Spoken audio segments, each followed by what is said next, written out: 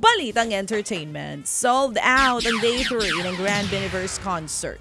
Sa loob lang ng 2 oras mga kapatid na ubos. Yes, nako Erwin, 2 hours ubos ang tickets nang magsimula nga po ang ticket selling. Dahil dyan, sold out mula day 1 hanggang day 3 ang concert ng Bini mula November 16 hanggang 18. Gaganapin po yan sa Smart Araneta Coliseum. Naunang sinabi ng label ng Bini na Star Music na nagkaroon ng day 3 dahil sa taas ng demand para rito. Samantala po naman, game na raw pong sumabak sa aktingan si double Olympic gold medalist Carlos Yulo. Kamakailan po lamang nang mag-trending ang pagkikita po nila ni Coco Martin at nang tanungin si Kaloy kung handa na ba siyang sumabak sa aktingan sa hit teleseryeng FPJ's Batang Quiapo. Sagot niya, handa raw siya kung iimbitahan ng bida at direktor na si Coco Martin. Kahit daw anong role ay handa niyang tanggapin. Ito na kami. Ang atin lang pong panalangin dito, huwag mawala sa focus yung bata dahil baka mangyari yung nangyari sa iba ng napunta ng showbiz, nawala na po sa focus sa kanilang career sa sports. Yan naman ay unsolicited advice lamang. Hindi naman mga concern kay Carlos, lalo pat meron pa tayong 2028 LA Olympics. Hindi naman natin, buhay niya naman yan. Oo naman. Ang atin lang Pero sabi ni Kaloy, ang actually narinig ko siya, ang sinabi niya mismo, isang araw lang daw siya papayag kung sakaling iimbitahan siya. One day lang, yun lang daw yata ang ibibigay niya.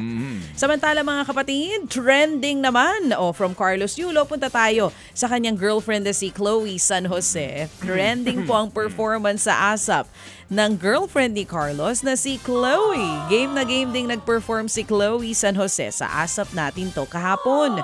Sizzling and hot ang performance ni Chloe sa kanyang rendition ng Havana ni Camila Cabello.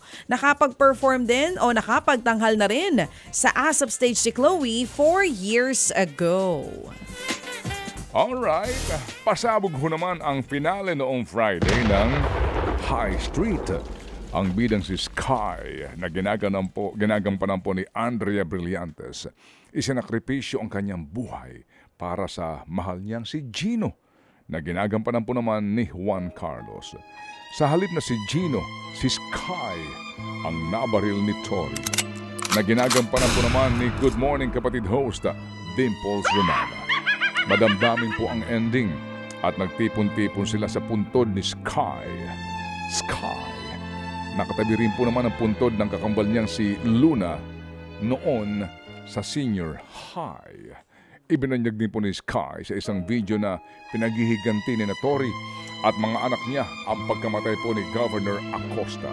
Sa huli, nagbilin si Sky sa kanyang mga mahal sa buhay. Na patuloy mabuhay para sa kanilang mahal. Si Sky, na sila'y patuloy na mabuhay. Talaga naman ng Ray. Sky, kamusta ka na paring Ray? Oy. Shumenat. Ito na. Ito muna mga kapatid. Batiin ko lang ng good morning. Nasa Baguio ngayon. Mga taga UP Los Baños, lalo na si Sir Mark Lester Chico. Nanonood sila sa atin doon via RPTV. Ang linaw daw natin sa Baguio. So, binabati mo taga Baguio. Batiin ko na rin, ha? Si Mon Cabrera. Uy, good morning. Manor. Alright. At si Jude Eustaquio. Diyan sa Camp Janhay Golf and Country Club. Good morning, Jude, at kay Junji Eustaquio. Eto na nga, ipinamalas ni Korean star at EXO member Do Kyung-soo sa kanyang Asia Fan Concert Bloom in Manila sa Quezon City. Hindi siya tinantanan ng song request, katulad na lamang ng Fly Me to the Moon, Hawak Kamay at ang kanyang iconic version ng Billionaire ni Bruno Mars. Huling bumisita si D.O. sa bansa noong 2018.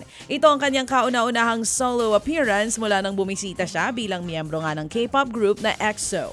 Maynila po ang last stop ng kanyang fan event. Kagabi naman ang second show ng sold-out fan meet event. Ted Filon at DJ Chacha ngayon nasa Radyo 5 92.3 News FM Monday to Friday 6 to 10 a.m.